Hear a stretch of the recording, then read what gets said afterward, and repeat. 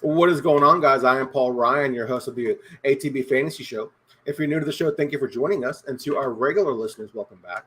With me, as always, is my co-host, the best co-host in the world, Dave, Mr. PigskinPaper Hartman. Dave, how are you? I'm doing well, Paul.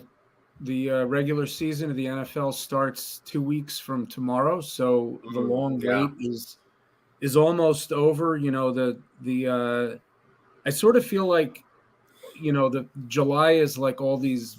There's Scott Fishbowl, and then all the best ball drafts and stuff like that, and then August is kind of all the redraft leagues, and so I think a lot of people have their fantasy drafts this week and next week, and then, you know, by Labor Day, it's almost everyone is finished. My main league always drafts the day after Labor Day. We try to get as close to the season as we can. But this is a fun time of year for everyone in the fantasy football community, because I think it's sort of like, you know, it's getting serious now. The big roster cut, I guess, is next Tuesday, right? The only cut this year, which is different than years past. So that's going to be a lot for the industry to digest and for fantasy players to digest.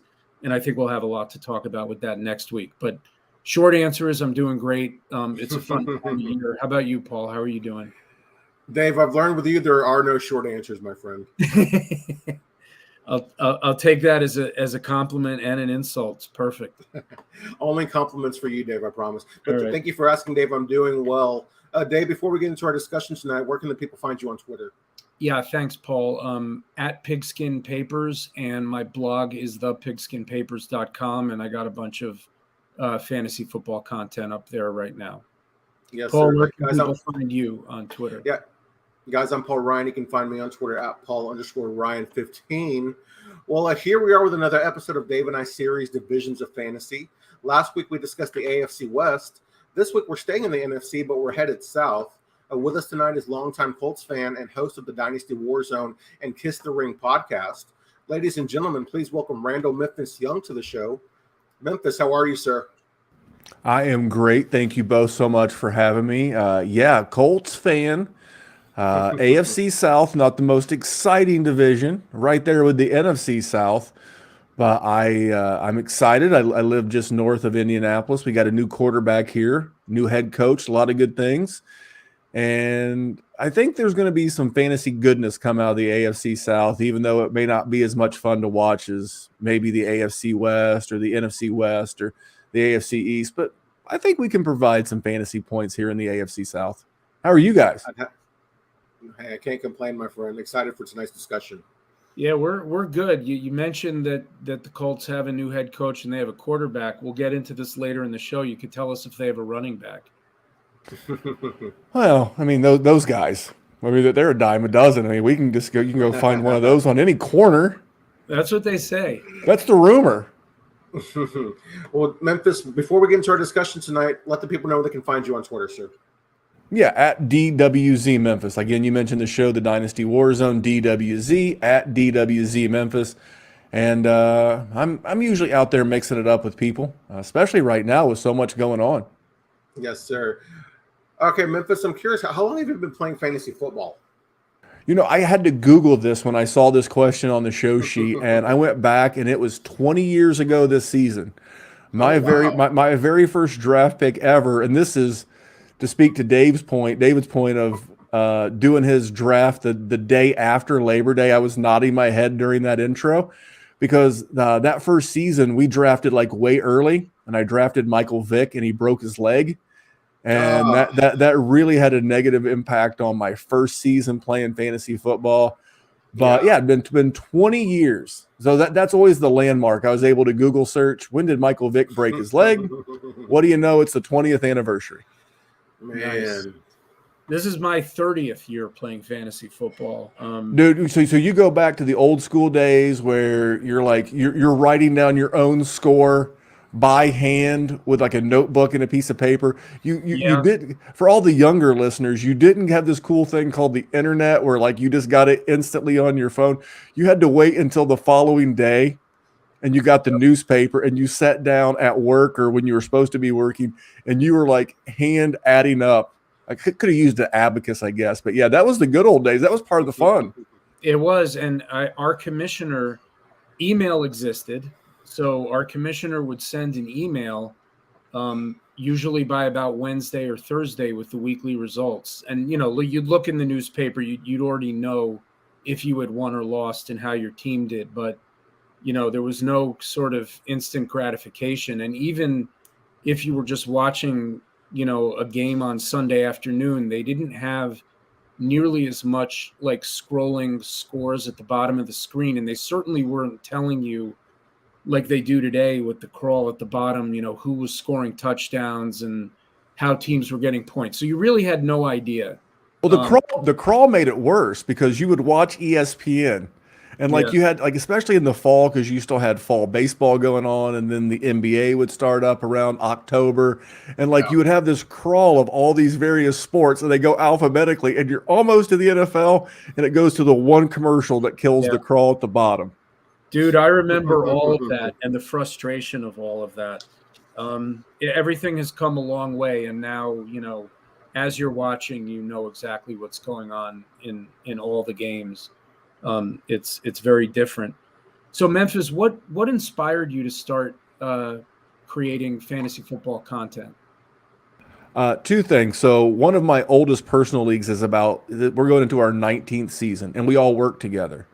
And I realized this was in 2004, 5, whatever that is, and we were just always talking. We were working, and we were working in a warehouse setting.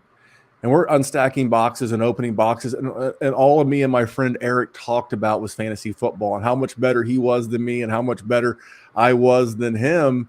And then about 6 years ago, some friends of mine, and everything's come full circle, but guys named John Sheps, Kyle August, and Seth McKinley, they hosted the original Dynasty Warzone. We'll get into that in just a second. And a show called the Fantasy Football Fellas. And it was really entertaining and really fun. And it was just a group of basically best friends talking fantasy football. And I said to myself, hey, I can do that. And then I can go ahead and get you how the Dynasty Warzone get its start. I didn't start it. It was part of the Dynasty Football Factory. And it was hosted by a guy named John Sheps, Mike Jernigan, and LJ Cheney. Well, LJ decided to go on and do more Devy content. So that left an opening. Mike and John had me come on. There was some weird stuff happened with the DFF. John and Mike left, and the next thing you know, I'm on my own. And I went through, and I guess, for lack of a better term, I auditioned some co-hosts, and I wound up with my current co-host, Jerry Sinclair. And Jerry and I have been doing the show for 5 years and 2 months, and we've never missed a Wednesday in 5 years and 2 months. We've had a lot of friends, a lot of help along the way, jump in, upload podcasts and stuff like that. But that's the story of the Dynasty Warzone and how I started creating content. Excellent. So today's a Wednesday. You didn't miss today, right? We most certainly did not. And it's one of those things. It's I get up at about 5:30 in the morning to do, start getting ready for my quote unquote day job. And the first thing I check on a Wednesday morning, even 5.5 years later, is I'm a subscriber, because that lets me know if it's not in my podcast queue, I need to duck down into the basement and see what didn't happen to make sure that, I can get the show uploaded. I mean, I recorded it for a reason. I would like to think that people listen. We've grown the show quite a bit in the last 5+ years, and I'm a podcast consumer myself, so I know that importance of, hey, this is my favorite show, or a show that's really important to me that I enjoy. It gets me through my day. It gets me through my commute. And I take that very personally for our listeners and subscribers. So heck yeah, man, there was a show this Wednesday. I love the energy. That's great. Yeah, I love that. Okay, so you kind of touched on it a little bit, Memphis, there, but how did the Dynasty Warzone get its start? The guys at the DFF started it, the Dynasty Football Factory. They brought me in. I like to joke that I was the guest that never left. And I showed up. I started hosting the show with John and Mike. John, I'll give him a little plug. He's still doing content. He created his own network. It's called Toilets to Titles. And John and the gang over there do great work, and they do every aspect of football. They've got a college division, etc. But they brought me on. And then, like I said, the original owner of the DFF and John and Mike had a falling out. And they said, hey, do you want to do this? And then Jerry and I ran it. Eventually the DFF got out of the podcast business. They gave Jerry and I all the rights to it. And, Jerry's my internet friend, as my wife calls it. But I look forward to every Sunday night when we record live for a Wednesday podcast. I look forward to spending time with Jerry. And there's this camaraderie that you only get from podcasting with somebody for so often. A little side note. So we were talking before we hit the record button about my son plays travel baseball. Well, Jerry and his wife live in Iowa. And one of the tournaments we played at this summer was at the Field of Dreams, which is in Iowa. Jerry drove an hour and a half to watch my son play baseball.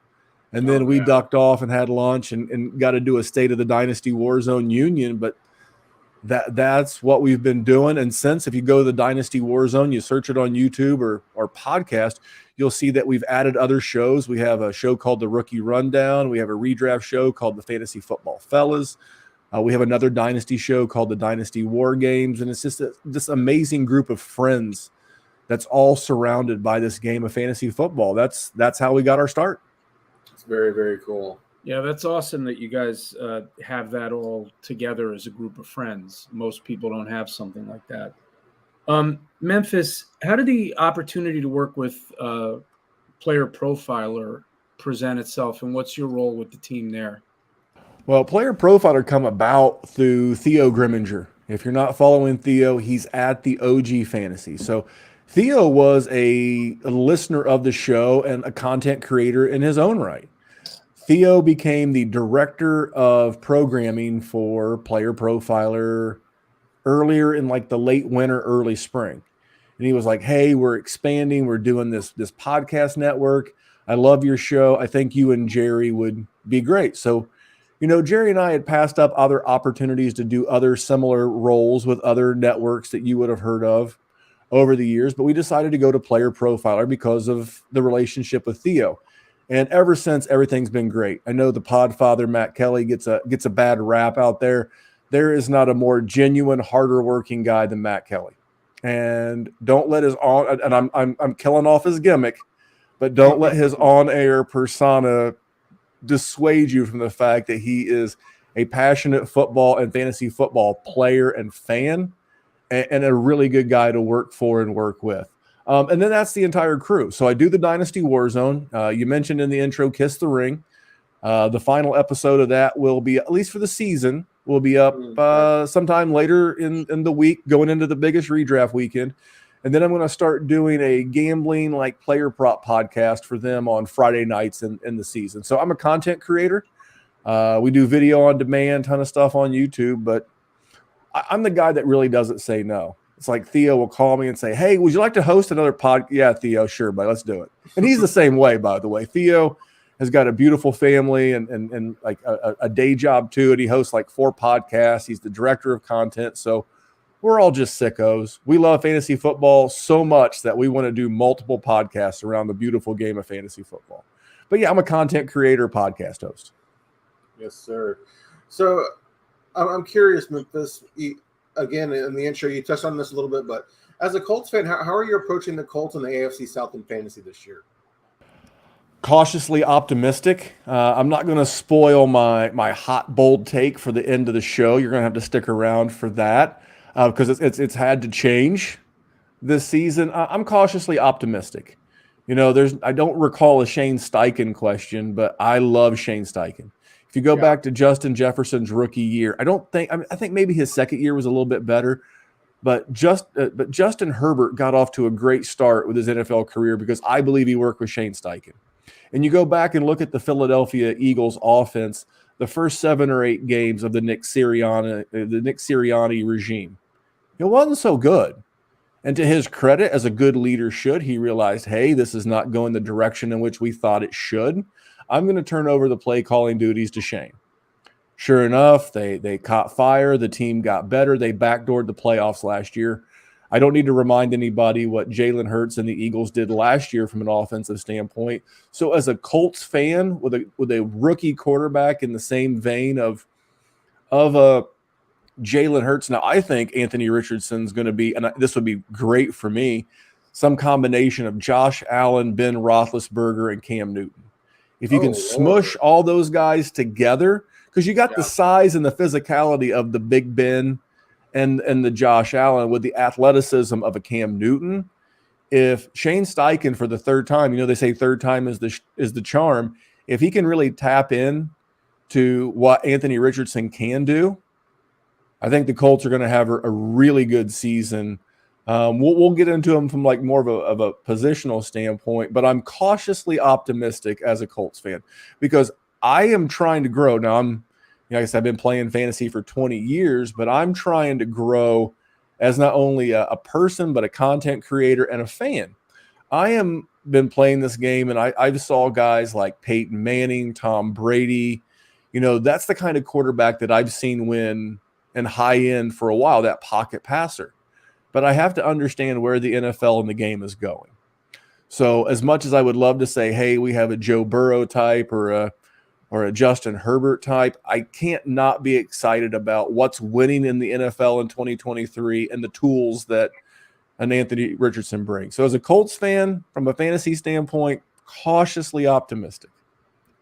So you talk about where the game is going. There's one player in the NFL that's kind of a link to its past, and that's Derrick Henry. This is where the game was, right? Teams that had one running back that would get 400 carries and, never tire out and wear down defenses in the second half. He's kind of a little bit of a dinosaur in that regard. I'm sure that between college and pro, he's got more carries on him than any other running back in the NFL. He's got a lot of miles on him. He's 29. At the same time, he turned in another top 5 RB season last year. He just kind of keeps going. You know what's coming when you play the Titans, and he still kind of gets his. For this season, and let's say we're just talking about season-long redraft, are you in or out on Henry in the second round, which is pretty much where he's going these days? I'm in because if you're getting him in the back, because he's in that like 18 to 24 range when you say the second round. I'm totally cool with that because if I'm drafting in the top 6, I probably walked away with a wide receiver because I don't love the first round running backs this year. Now I love them for Dynasty. I love Bijan Robinson and guys like that, but I would much rather in a redraft league, I would much rather at like the 106 or the 105 walk away with Cooper Kupp, Stephon Diggs, Amon-Ra St. Brown. I would love that. And then if I got to stack them with a guy like Derrick Henry coming back in the second round, I got the best of both worlds. But I also don't panic if Derrick Henry's off the board because I think he's going to do great. You can keep telling me that the Jags are supposed to win the AFC South, but I think Mike Vrabel does not agree with that statement. And I think they're going to – and Derrick Henry, by the way, pending free agent next year. And don't think that Mike Vrabel and the Titans brass aren't going to try to squeeze every drop of juice out of the orange that is Derrick Henry in 2023. I mean, this is a team that's literally like a season removed from being the 1 seed in the AFC, overall. And that was with Patrick Mahomes and Herbert and Burrow. And I get all that, Lamar. And I think they're going to ride this guy. But if I miss out on Derrick Henry, I'm cool because he's going in a great pocket of running backs right now. He's going around guys like Nick Chubb, Tony Pollard, Najee Harris, and Jamar Gibbs. So as much as I'm in, I would personally probably, prefer Najee and Chubb, but I'm going to take Derrick Henry over the Pollard and the Gibbs. Give me the guy that's going to get double-digit touchdowns, and we can – he doesn't catch passes. Don't really care. He gets 12 to 15 touchdowns every season. That works for me. So it's an antiquated style to your point, David, but it's still a winning style for what we do in fantasy football. Yeah, surprisingly, he also had career highs last year in targets and catches. So maybe he gets a little more usage in the passing game this year as well. Yeah. Speaking of the old Titans, Memphis, DeAndre Hopkins is now, he's on the other side of 30 on a run-first team with an older quarterback in Ryan Tannehill. Is currently going in the 5th round. Is that too high or too low for him? Well, I'm going to give your listeners a free bit of insight from the Player Profiler rankings. Now, if you get him in the 5th round, per our friends at Player Profiler, you're getting a steal because they have D-Hop on the 3-4 turn.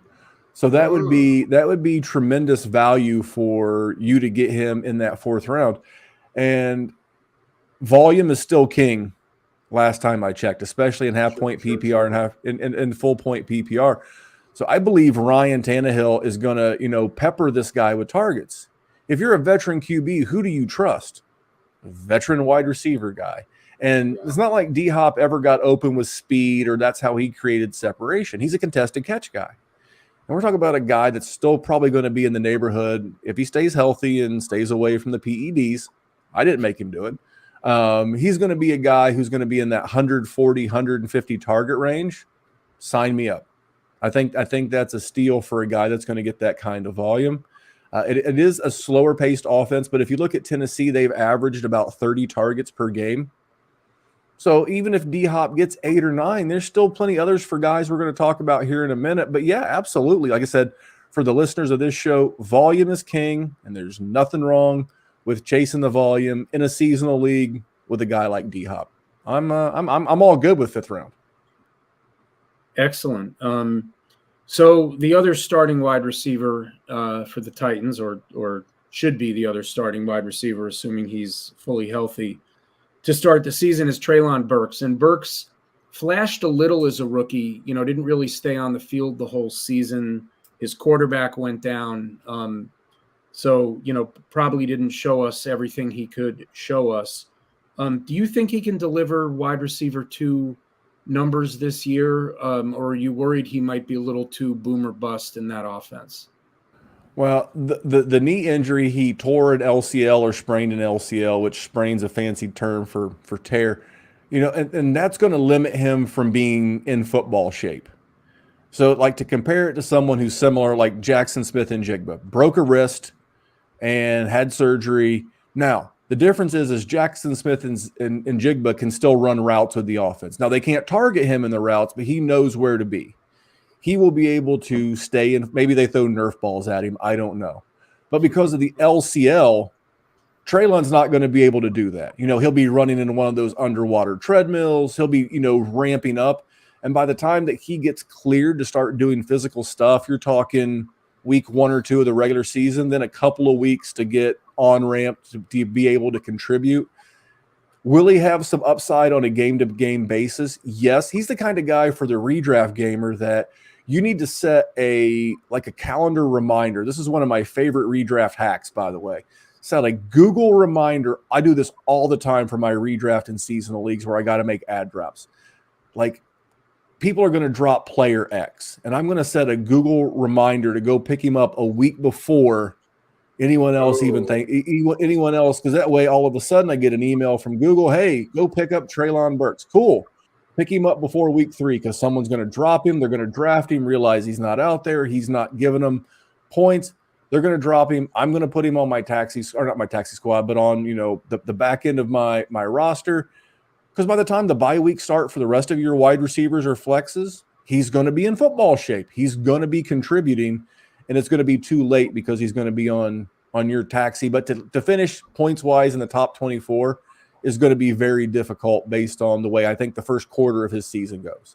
But I think he'll be a solid top 30, 32 wide receiver, and a guy that if you can find a dissatisfied or disgruntled dynasty GM in your league and you can go get him, like for a veteran, like if you could move a Tyler Lockett because he gets off to a hot start for a young guy like Treylon Burks, that's a dynasty move I'm here for. Someone who could benefit from the Treylon injury and was getting steamed up, if you will, during the offseason is tight end Chika Kwankwu. If you were to miss out on the top 8 or 9 tight ends, is he a viable option for fantasy this year? Absolutely. He wasn't before the Burks injury, but he is now. And you're seeing that in camp. Former player profiler alum, Cody Carpentier. He was at a joint practice where the Titans were there. And I think it was the Titans and the Vikings, if I remember correctly. And every tweet Cody was tweeting out that day was Tannehill to Okonkwo, Tannehill to Okonkwo, Tannehill to Okonkwo. And I mentioned earlier, I'm not giving you a small sample size. 30 targets a game average over the last 3 years. And last year was down, and that impacts the average because Tannehill got hurt. The other thing is that gives a little insulation. I don't know how great he's going to be, But if something happens to Tannehill, they do have Will Levis, and who is a rookie tight end's, a rookie quarterback's best friend? It's the tight end. So he's gonna continue to get that volume, and even if Hopkins gets 8-9 targets a game, totally cool. That still leaves 21, 22 a game left over for guys like Burks and like Okonkwo. So I'm way more in than I was before, but I want to give one to your listeners because it's a sneak peek that you'll get before the player profiler listeners. My absolute steal of the season from a tight end perspective is Tyler Higbee. I know we're not talking NFC. He's currently at ADP. He's tight end 15, and I can't figure out why. He was last year's tight end 6, had more total targets per game than George Kittle and more overall targets than George Kittle because he stayed healthy. And that offense didn't get better, and we like Puka Nacua. He's an interesting, fun rookie for Dynasty. This team's going to be bad. The defense is going to be bad, and last time I checked, garbage time counts. So if you get sniped on Okonkwo, which goes with this, take Tyler Higbee a round or two above consensus. That's a little bonus that I've not even dropped yet. The editors are editing that for Player Profiler, but we'll throw that one in. Well, you're speaking my language because in the Scott Fish Bowl this year, I waited on tight end, and I waited because I thought they were, even though it's a tight end premium, really juiced up tight end premium, and I ended up taking Higbee in the 11th as my first tight end, and I felt really good. We're in this one together. Yeah, we are in this one together. So I like getting the Memphis seal of approval on that pick. Feeling better about it. Memphis, you mentioned earlier that the Jaguars, who won this division last year, although they won it, the last week of the season, are pretty much the consensus pick to repeat as division champs. And I think a big reason for that is the emergence of Trevor Lawrence, now going into his third season. He's the consensus QB 8 right now, and I think kind of at the back end of a tier, that sort of second tier after the big 3 quarterbacks. Is it realistic to expect that this is the season that Lawrence kind of busts into the top 5 or 6 by the time all is said and done? I think he can. I think so. But he's going to have to do it with a lot of touchdown passes. Now, luckily, we're going to talk about some of his weapons here in just a second. But his lack of that, what Rich Rebar calls the Konami code, kind of limits that. But last year he finished as QB 7, and he was 8 points away. If you're going what I call ESPN scoring away, he was 8 points away from being a QB 5 last year anyway. So he's going to be in that mix. I think going into year 2 of that Doug Peterson offense and really taking that step forward with additions of Calvin Ridley. They re-signed Evan Ingram. They brought in more running backs, pass catching backs in the backfield. I think we can expect a lot out of him. And here's the thing. They needed a Josh Dobbs turnover. I think it was a Josh Dobbs turnover late in the season to win the AFC South from Tennessee last year. And I don't think they made their defense that much better. So I think that defense is going to be bad enough that teams stay in games with them. And when you're in games, you still have to pass. And when you're still passing, you're throwing touchdowns and driving up yards, which is going to put him right back in that QB 5 to 8 range. So if he's going as QB 8, you're breaking even. And if he gets into the top 5, you've profited a little bit at ADP. Yeah, you mentioned the weapons that Lawrence has in Jacksonville, and one weapon in particular, Calvin Ridley, is being hyped up all offseason. He hasn't played a game in about 2 years, yet he's being drafted as if he was a wide receiver 1 last year, not being drafted necessarily on what he did do or what he's done lately. Do you expect him to pick up where his career left off? I do, because guys that I absolutely love in seasonal leagues are guys in contract years. We talked about Jonathan Taylor earlier about, running backs and being replaceable, and nobody clearly wants to pay him right now, but everybody's paying wide receivers. Last year it was Terry McLaurin and A.J. Brown, and T. Higgins is due, and Justin Jefferson is due. Even though he's 28, he'll be 28 and 8 months old when the year starts, right? This is the end of his rookie deal. And he needs a huge year to get that. Now, he was a first-round pick, so he made good money, but he needs that one good year to get that 3-year, $50 or $60 million deal. I love guys in contract years. It's why I loved Miles Sanders so much last year. It's why I like Calvin Ridley this year. And I think he looks better than when he went away, to be quite honest. I mean, you see what he's doing in camp. And I understand, the team controls the media that comes out, whether it's Twitter or Instagram or whatever. But even in these joint practices, he is wearing people out. He's motivated. He's got a lot of reasons to be good. Yeah, I really do think he shows up, and I think he goes crazy this year. He's creeped into the second round at ADP. I saw on Player Profiler on X, Twitter. X going to give it to you. I saw this the other day where he's like now 23.9 at average ADP. So he's gotten expensive, but I think he's going to return that value. Well, I haven't seen his ADP that high, but it leads to my next question. Christian Kirk, who was the leading receiver for the Jaguars last year, you can get him at least 2 full rounds after Ridley, and maybe based on what you just said, closer to 3 rounds after Ridley. Is he the better value at ADP, or do you think not? I think not. If I was going to go with a wide receiver, because Evan Ingram's Evan Ingram, he's a tight end, he's different. I would go with Zay Jones if you want like that bargain flyer wide receiver. I don't think Christian Kirk can be what he was last year with Ridley there. I think the pecking order is going to be Ridley, then Ingram, and then these other 2 guys are just going to be bouncing back and forth. I think I'm going to be avoiding Christian Kirk. I think he's happy because he got paid last year. Speaking of guys that got the bag last year, goodness gracious. But no, I would rather pass, and I could go a different route, 2 rounds later. I would, like, what is that, the 5th, 6th round right now for Christian Kirk? A guy that I love in that range is a guy like Chris Godwin.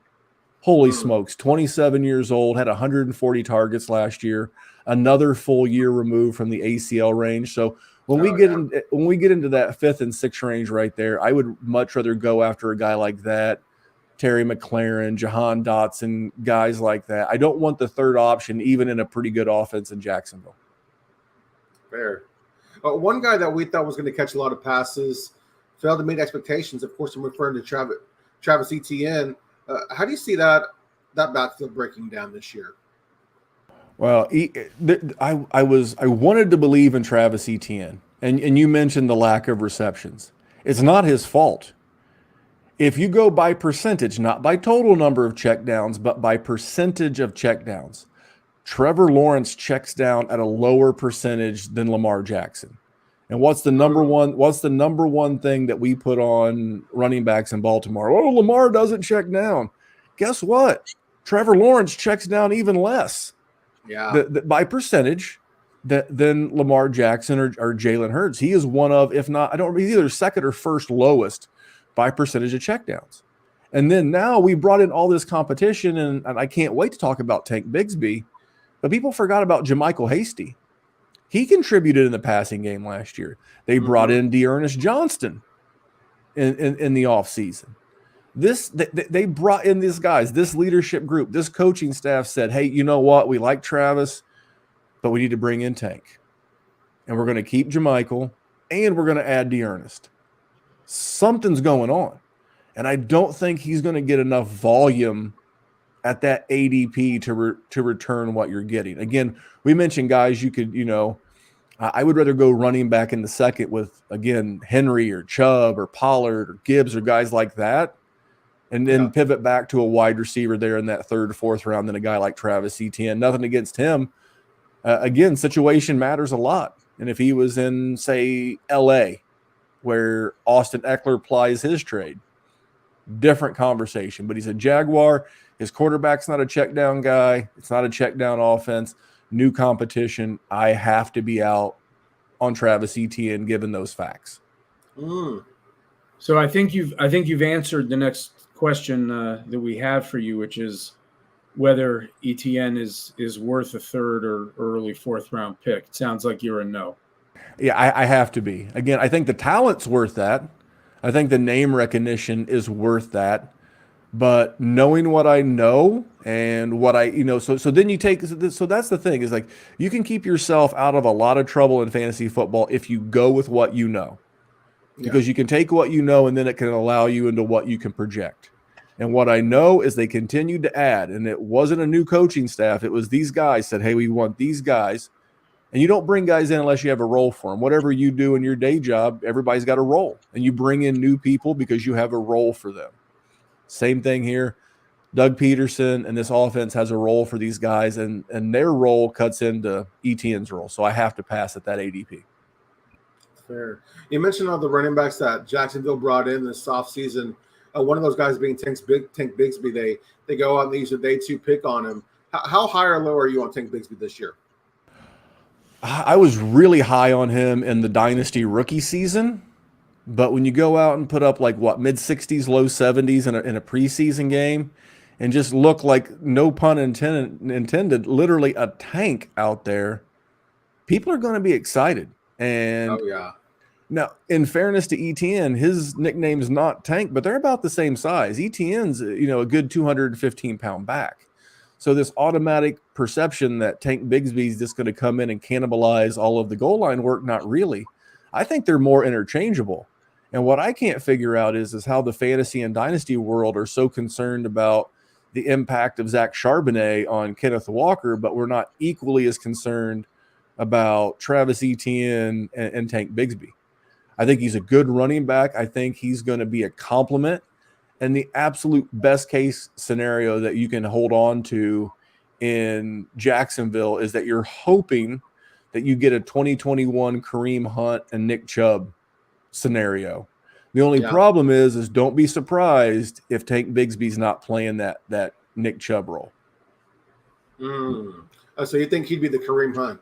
I do think ETN would end up being more of that Kareem Hunt role, and Tank Bigsby could seize that Nick. I'm not saying it's gonna happen, but I see a scenario where we look back a year from now and we're like, holy crap, this Tank Bigsby was way better than we thought. Yeah. All right, let's move away from the Jaguars, who are probably have the most fantasy assets in this division, to the team that almost certainly has the least, which is the Texans. They were essentially the worst team in the NFL last year, but for a miraculous 4th and 20 that they converted, they would have had the first draft pick. That's still one of the craziest things that happened last year, but it happened. Looking at this roster from a fantasy perspective, Memphis, is there any Texan worth drafting while you're still drafting your starters and the front of your bench in a season-long redraft besides Dameon Pierce? Yeah, my guy here is Dalton Schultz. And now from a dynasty standpoint, a personal standpoint, because I love a good story, I'm rooting for John Mechie. I am rooting for John Mechie. He's bouncing back from cancer. He's looked pretty good. One thing about Mechie that gives me some hope is that he's not been prominently featured in a lot of preseason work, which either A, tells me they think he's ready and they're saving him for the season and they don't want to show what his role is going to be, or he's struggling. And I don't know. So Mechie notwithstanding, I love Dalton Schultz. We're talking about a guy that over the last 3 years has had 89, 104, 89 targets. He has proved a reliable pass catcher for his offense, and we talked about it earlier. Who's a rookie quarterback's best friend? The tight end. Dalton Schultz can get open. It's a PPR world that we live in. You guys mentioned earlier, if you don't get one of the big 4 or 5, if you don't get Waller or Hawkinson or Kittle or Andrews, then man, let me go a few rounds. Let me stack an extra wide receiver or running back in those, rounds 3 through 6, wherever those guys are going. And let me get a Dalton Schultz or a Chigakonkwo, or wait even later for a Tyler Higbee. But that would be the Texan I'm most excited for, is Dalton Schultz. So that kind of answers our next question for you, Memphis. Where are you in or out at Dalton Schultz? Obviously, it seems like he could probably be a tight end 1 there for the Texans when he mentioned the relationship with the rookie quarterback and a veteran tight end. Absolutely. Not only do I think he can be a tight end 1, because when I think tight end 1, I think of 12-team leagues. And when I think of 12-team leagues, a tight end 1 would be in the top 12. Let's be honest, if either one of the 3 of us could catch 6 touchdowns, we'd be a tight end 1, to be real honest. But I think he's got top 5 or 6 at the position. And this is nothing against Darren Waller, but Joe Biden wasn't the president the last time that Darren Waller played 15 games in a season. So I got to take that into account. So if I want a guy that gives me an equal amount of upside on a new team that's not getting the hype right now, give me Dalton Schultz. I think Dalton Schultz has top 5, 6 potential, just like a lot of guys in that pocket. Oh, wow. So the guy throwing passes to Dalton Schultz is expected to be C.J. Stroud, second pick in the draft. I know my answer to this, but I'm curious, Memphis, what you think about Stroud. If you're in a super flex, obviously, if you're in a 1 QB league, you're not looking at him. But if you're in a super flex, maybe even in a deeper league, and you're kind of getting into the mid-20s range on quarterbacks or low 20s, is there any reason to consider Stroud ahead of, some of the veteran signal callers that are kind of around there at ADP? No, and it's nothing against him. Like Dynasty is my favorite form of fantasy football. I love him for Dynasty. I like to see where this thing's going to go in a couple of years. But without that running upside, there's no alpha wide receiver. That would be helpful. We're going to talk about the running game here in a minute. I mean, we got John Mechie, Nico Collins. Just a handful of guys that maybe someone breaks out, but there's no alpha wide receiver to help. He doesn't have that rushing floor. At least we haven't seen a Jalen Hurts, Josh Allen type rushing floor to date. And because of that, I don't know where the points are going to come from. It's going to be a bad offense, a lot of growing pains. So in that range, I'm not going to spoil my bold take for this division at the end of the show, but there are some other guys in that range that I would rather have. And it's not against the talent, it's about the situation. I also don't love a first-time play caller who was like a former PFF intern. He could very well be the next Shane Steichen, and I could be dead ass wrong about that. But as of right now, too many red flags to take him as my QB2 in a super flex league. In a seasonal super flex league. And just a quick follow-up, because I mentioned him in my first question, but we didn't really talk about him.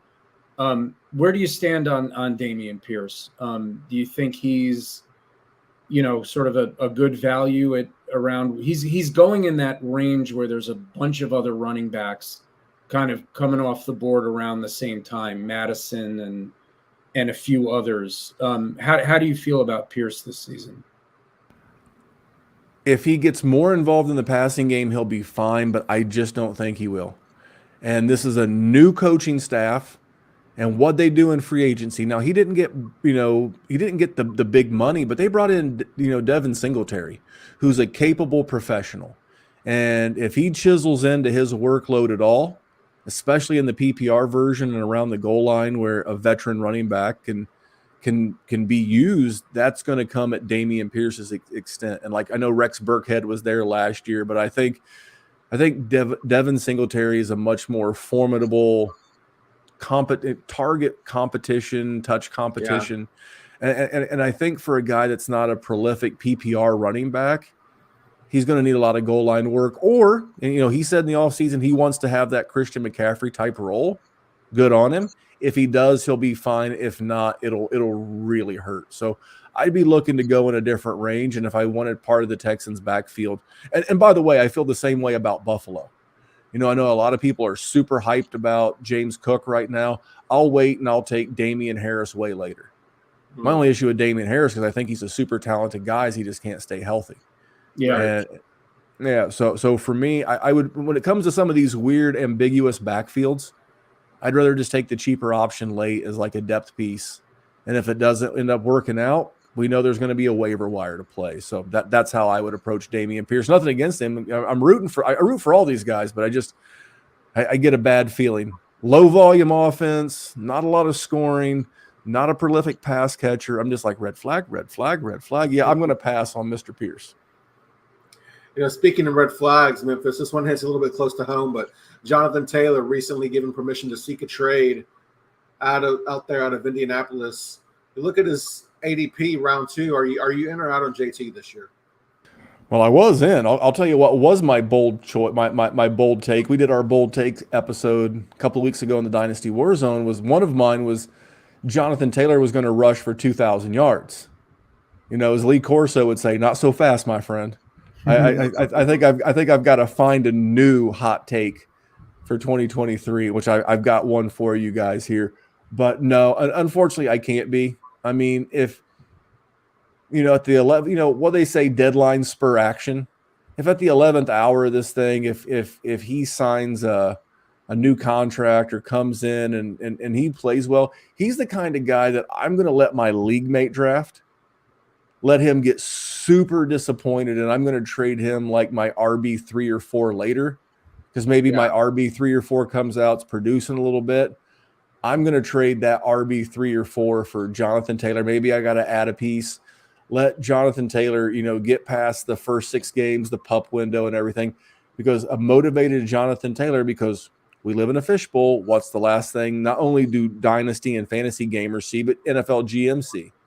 A strong November, December, and January from Jonathan Taylor would go a long way toward, helping his contract once next year in the offseason. And if he does what I think he could do in November, December, and January, he's going to help a lot of people win leagues. You just got to have the patience. But no, man, I can't draft a guy in the second round right now. Let me ask a follow-up question here. Go ahead. Sorry. Do you have a preferred destination for Jonathan Taylor?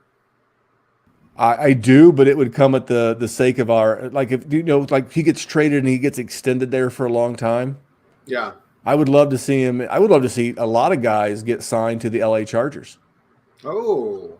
I mean, could you imagine Jonathan Taylor with his rushing prowess getting anywhere near the pass volume of a guy? And he's shown to be a very capable pass catcher in his own right. Could you imagine a Jonathan Taylor getting Austin Eckler-like touch load on an offense like LA? So like an LA would be great. Yeah. And here's the thing. I think a team could do that. I think San Francisco, on a team with a rookie quarterback and an affordable contract that are like, hey, we're going to go all in. That would be one. I think Miami, I heard a stat today that in the 3 preseason games last year, 3 games total, Miami had 60 some odd total rushes in 3 preseason games. Through 2, they've already got 60 some odd. There's going to be a larger emphasis on the run in Miami, and I don't know which one's going to be the lead dog. If you go with Raheem Mostert or Jeff Wilson, it won't be for long because those guys tend to get hurt.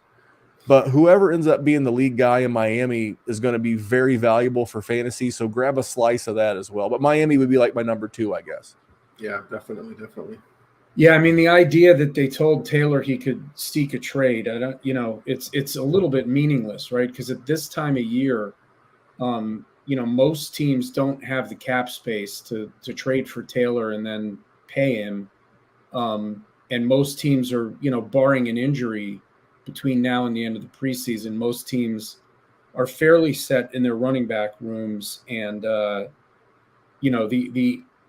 the thought that someone's going to trade for him in the next 2 weeks and sign him seems pretty unlikely to me, but I guess we'll see. The next guy I wanted to ask you about, Memphis, is Michael Pittman. So he caught almost 100 passes last year. He had 99 catches, but fell pretty well short of 1,000 yards, which is obviously disappointing when you catch that many passes.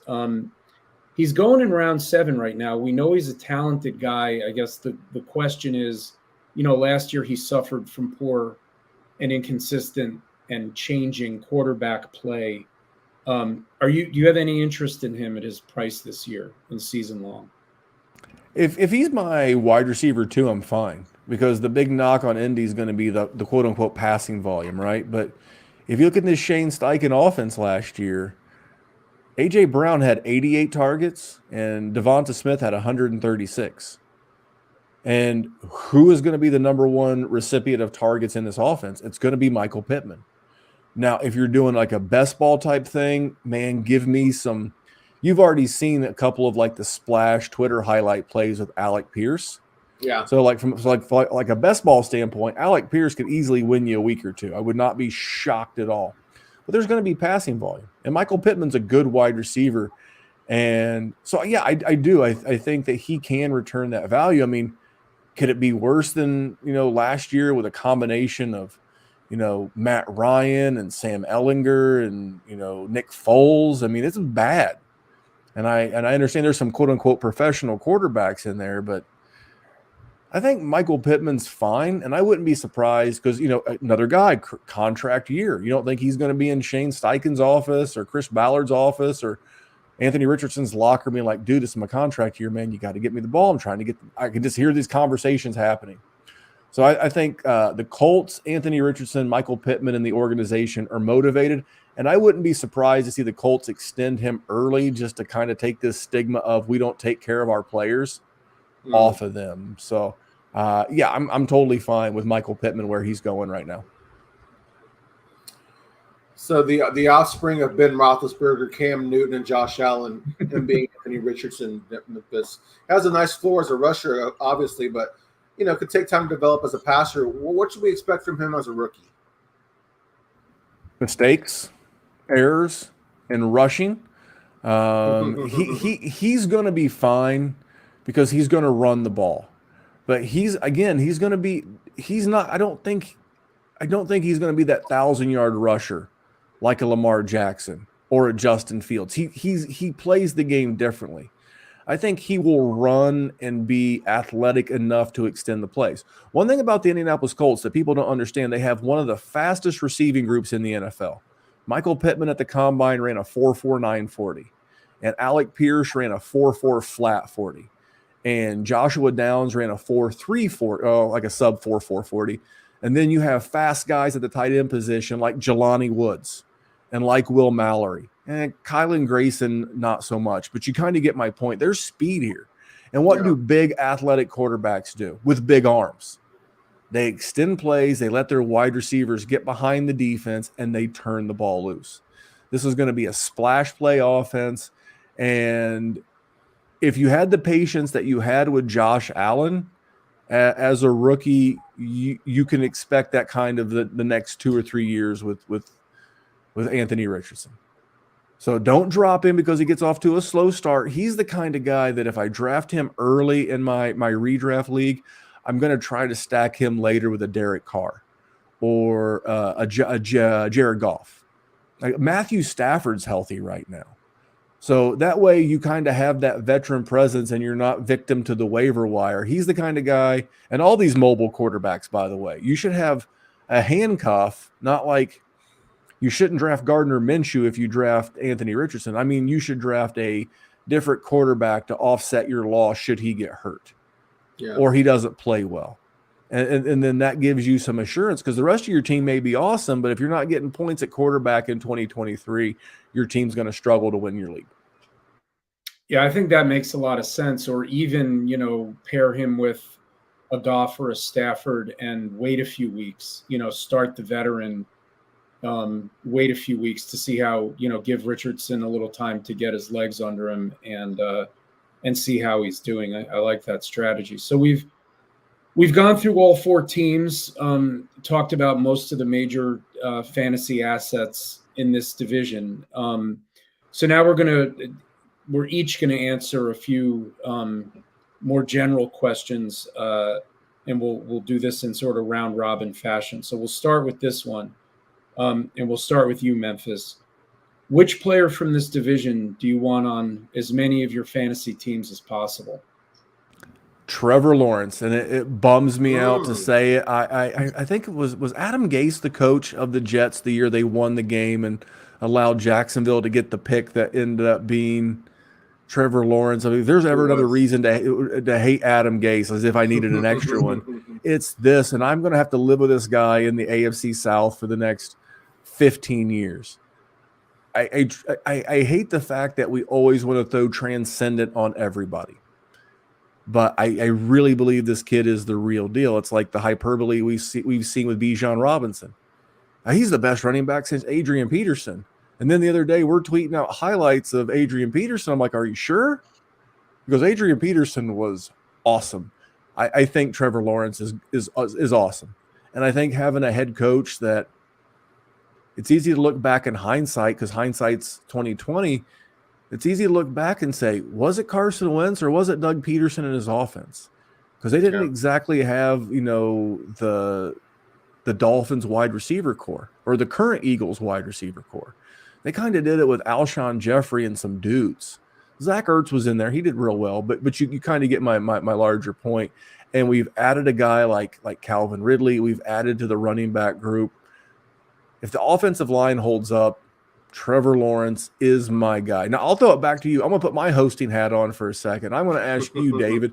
David, who's your guy? Now, if my guy is T-Law, who's your guy in this division? So I know I've got two, and they're both on the Jaguars. Two guys I've been trying to draft as much of as I can. One of them I know you disagree with, which is Christian Kirk. And the other one is Tank Bigsby, who I think you probably would agree with. Bigsby, I just think, is a really good value where he's going in drafts. And I think he's going to have, as you said, I think he's going to have a bigger role than people think. And he's an ETN injury away from having a huge role on a good offense. I like Christian Kirk this year. I know they brought in Ridley. Kirk gets open. He wins from the slot, not just on short and intermediate routes. Lawrence hit him on a lot of downfield stuff last year. He had a decent amount of red zone and end zone targets, and he's already got the rapport with Lawrence. And I just think at the price that he costs, I like him a lot better than some of the other receivers that are going around him. And I trust him more. Maybe part of this is that 2 years ago I had Ridley on my team when he stepped away from football after 5 weeks. And I just kind of don't trust him and don't trust him finishing a season. But mine are Kirk and Bigsby. Paul, who's your guy that you want as much of as you can get in this division? Well, I thought I was going to sneak this guy in here, but Memphis is pretty high on him, so I don't have a lot to say. But I'm going with Dalton Schultz, man. Tight end premium being the new standard in fantasy these days. He's being drafted as a tight end 16, but he's been a top 12 tight end 3 consecutive years. He was top 3 in 2021. I'm going with Dalton Schultz, man. Like Memphis was saying, tight ends are a rookie quarterback's best friends, and there's no real alpha receiver that there's no defined wide receiver one there. So I like Dalton Schultz. Memphis, a word that gets tossed around a lot in the fantasy space is bust. Who's your bust candidate in this division? I'm not going to call him a bust, but I just have it's red flags. It's red flag season, and for me, it's Dameon Pierce. Just again, I'll keep it short. A young offense, and now this could be an offense that we should be buying on for 2024, but low scoring, questions about the involvement of Devin Singletary, and just a lack of to date of a solid PPR. Like, we had these conversations last year about Kenneth Walker, and he came out and caught a bunch of footballs, whereas Dameon Pierce didn't. I'm not anti-Dameon Pierce. I just don't think he returns his ADP. So I'm not going to call him a bust. He is not going to return. His ROI, his return on an investment, is going to be below what you're paying for him right now. But I'll kick it back to you. What are your thoughts on Pierce? And then who are you calling a bust? I don't really have any thoughts on Pierce. I think that situation is a little bit better than maybe we think. He might not get a lot of touchdowns, but I think, you mentioned earlier volume being king. Dwayne McFarland recently came out with a report on the usage of Dameon Pierce through the preseason, and he's saying he's predicting a top 12 season if that volume were to continue. So I kind of like Dameon Pierce just based on that. That being said, my bust for this division, man, I'm going with C.J. Stroud. I like what the Texans are doing. They're headed in the right direction, but for this season, I don't see Stroud as a weekly starter, and as a QB 14 on an offensive receiving weapons, he's going too high for me. How about you, Dave? So The easy answer here would be to say Jonathan Taylor, but I think his ADP has dropped enough and I think it's sort of cheating to say him because, who knows if he's even going to be on the field in week 1. So I'll stay away from that. My answer is Evan Ingram, and I don't think Ingram's going to have a bad season, so to speak, but he's coming off the board as like the TE6 or the TE7. He's really never put together 2 good seasons in a row. I know he's surprised last year. I know he's got Trevor Lawrence throwing to him. They brought in Calvin Ridley. They brought in more running backs. Christian Kirk is still there. Zay Jones is still there. A lot of targets to go around, and I just don't know that that Ingram is going to be the second or third option, passing game option for this team. This is one where I don't have a tremendous amount of conviction in this. I just don't like him at where he's being drafted. I'd rather not take him in whatever round he's going in, take another receiver or running back there, and get someone like Tyler Higbee a few rounds later. I just don't see Ingram delivering on his ADP. And I don't trust him to stay healthy for a whole season because he's really had a lot of trouble doing that other than last season. Yeah. Busts are the least fun thing to talk about. Sleepers are a lot more fun to talk about.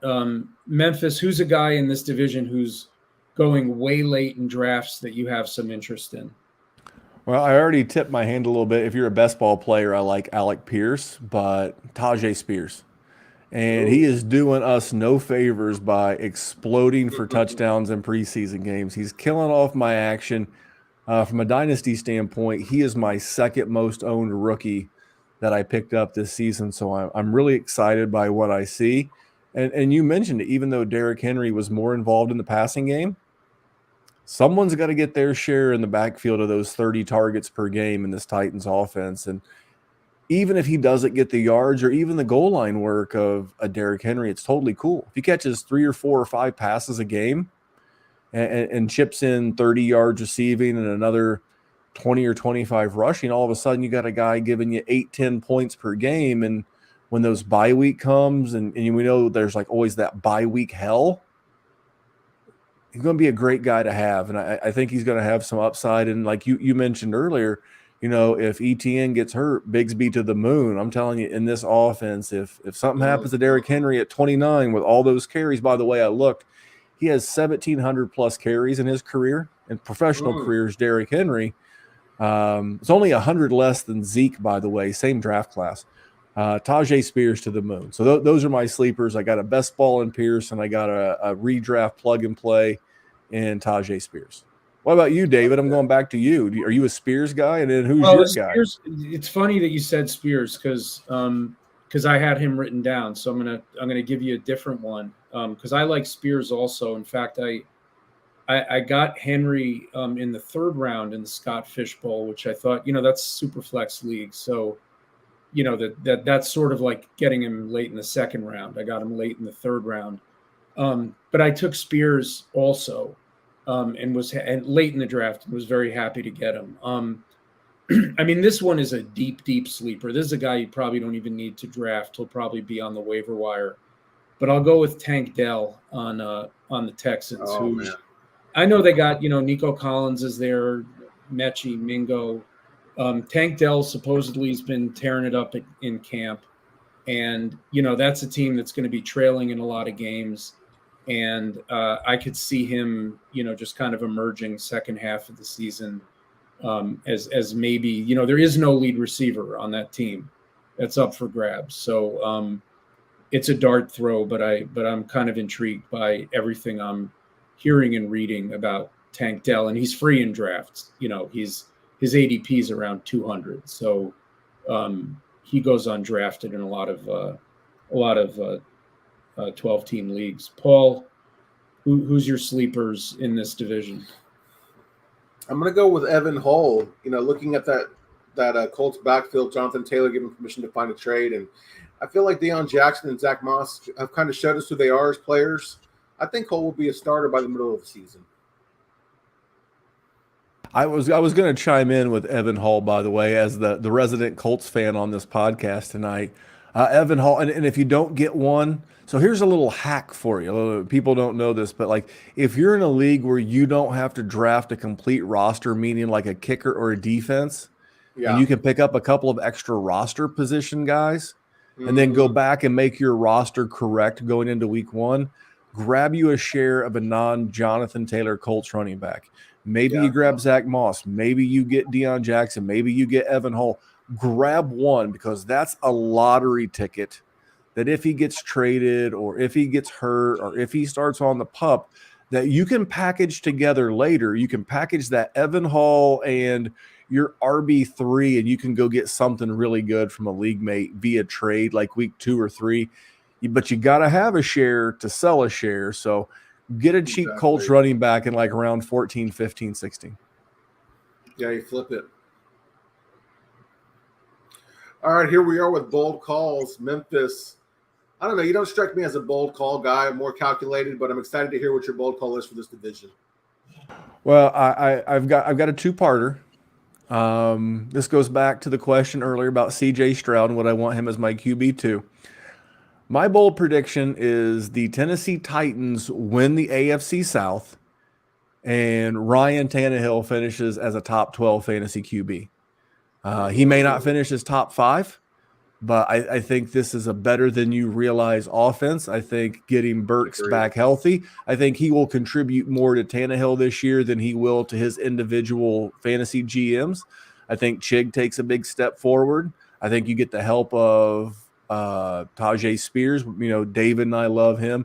And then, of course, Derrick Henry's a beast. So when you have all those guys around you, right, it's not as fancy or as shiny as the Jags offense or the Dolphins offense or the Chiefs offense, but there's a lot of underlying value, and the defense has been just bad enough that they'll be in games. It feels like there's 3 or 4 games every year that the Titans give up 35 points for some ungodly reason. So my bold prediction is the Titans win the division. I think they're like plus 400 at the sports books. And Ryan Tannehill finishes as a top 12 QB. And I don't get to see Will Levis this year because I was somewhat of a Will Levis guy, but that's okay. That's okay. I want to see better QB play in season. Tannehill's been kind of left for dead in fantasy too, man. So he's so free in super flex right now. Like if you're a contender, like in a dynasty league, and you just need a QB because – you know, maybe you had over invested in like a Trey Lance, or you're not sure what Kyler Murray's going to do, or, you know, things like that. I'm telling you, Ryan Tannehill is practically free. And if you miss out on some of those big runs, or like you're going to like stream quarterback in seasonal leagues and like a 1 QB league, I'm telling you, you can go with like a Ryan Tannehill late. And if not, you can start trying to plug and play.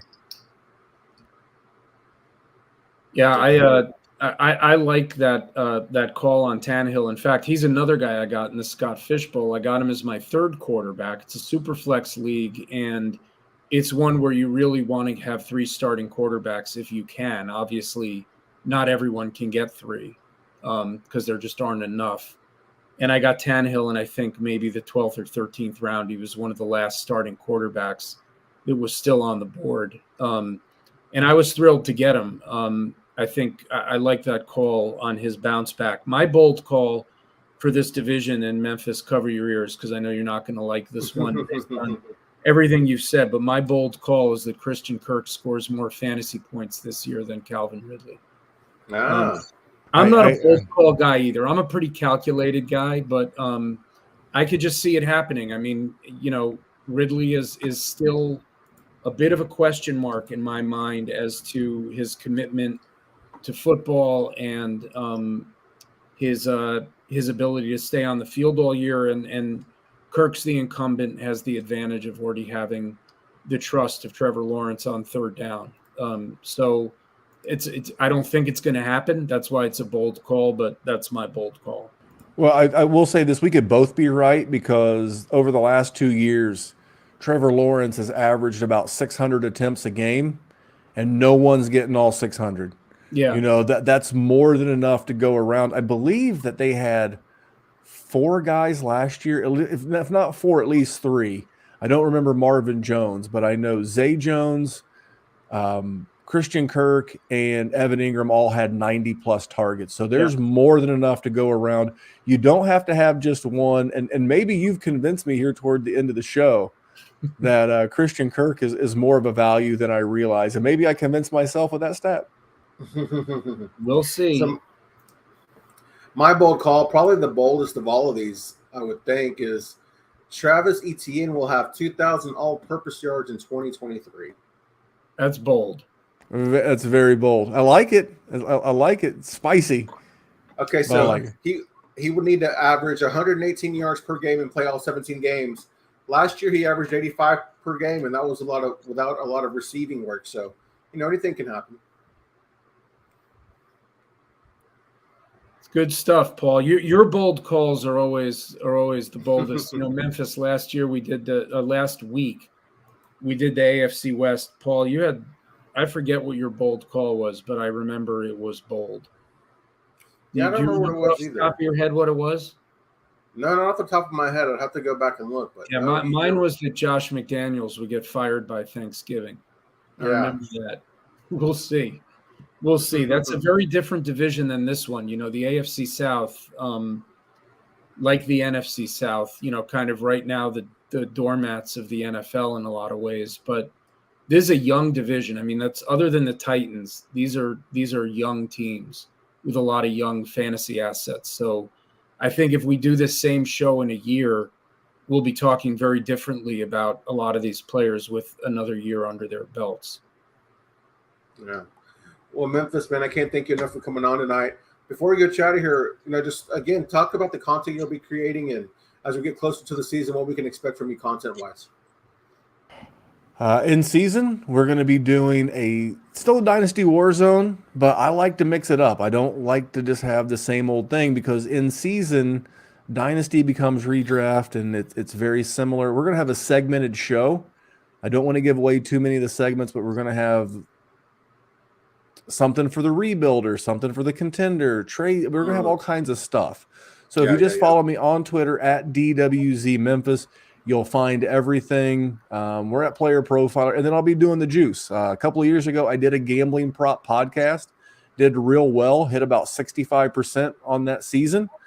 It's something I enjoy. I like, attacking the numbers and looking for weakness. It's more of a numbers play than a name play, and I enjoy that as well. And I'll be doing that on Friday night starting September 1st. The show's called The Juice, and you can find it only on the Player Profiler YouTube channel.